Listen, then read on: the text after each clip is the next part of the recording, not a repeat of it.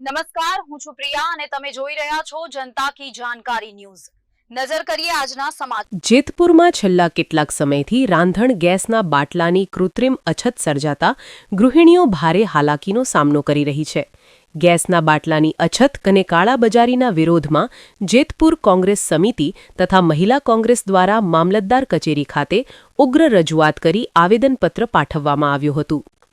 કોંગ્રેસના આગેવાનોએ મામલતદારને રજૂઆત કરતા જણાવ્યું હતું કે હાલ ગેસના બાટલાની ભારે અછત ઊભી કરવામાં આવી છે, જેને તાત્કાલિક પૂર્ણ કરી લોકોને પૂરતો પુરવઠો આપવામાં આવે। ગામડાઓમાં ગેસના કાળાબજાર થઈ રહ્યા હોવાનો અને 2000થી લઈને 2500 રૂપિયા જેવી માતબર રકમમાં બાટલા વેચાતા હોવાનો ગંભીર આક્ષેપ કરાયો હતો। સામાન્ય નાગરિકોની સમસ્યા વર્ણવતા જણાવાયું હતું કે એક તરફ ઓનલાઈન રજિસ્ટ્રેશનની સિસ્ટમ લાવવામાં આવી છે, પરંતુ તેમાં વારંવાર સર્વર ડાઉન રહેતું હોવાથી રજિસ્ટ્રેશન થતું જ નથી। ઓનલાઈન કરેલી અરજીઓ રિજેક્ટ થઈ જતી હોવાથી ગ્રાહકોને તાત્કાલિક ગેસનો બાટલો મળી શકતો નથી।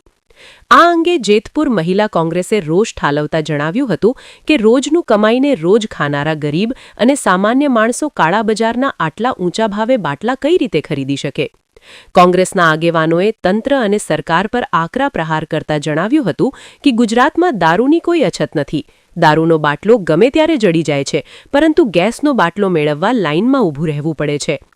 મહિલા આગેવાનોએ દારૂના બાટલા બંધ કરો અને બાયુના ચૂલા ચાલુ કરાવો તેવી ઉગ્ર માંગણી ઉઠાવી હતી। કોંગ્રેસ દ્વારા સરકારને ચીમકી આપવામાં આવી છે કે જો તાત્કાલિક ધોરણે ગેસના બાટલાની અછત દૂર કરવામાં નહીં આવે અને પુરવઠો પૂરો પાડવામાં નહીં આવે તો આગામી સમયમાં ઉગ્ર આંદોલન કરવામાં આવશે। આશીષ પાટડિયા, જેતપુર। આજે મામલતદારશ્રીને અમે આવેદન આપ્યું છે કે એલપીજીના બાટલા છે ઓનલાઈન ન થવાના કારણે લાખો લોકો અત્યારે એને બાટલા મળતા નથી, જેને કારણે એનું રાંધવું અને મુશ્કેલ થઈ ગયું છે। એને બીજે ત્યાંથી કાળી બજારના બાટલા લેવા પડે છે અને દિન પ્રતિદિન સમસ્યા વધતી જાય છે। લાંબી કતારો લાગે છે, એજન્સીએ લોકો હડિયાપાટી કરે, ધક્કા ખાય છે, છતાં બાટલા મળતા નથી।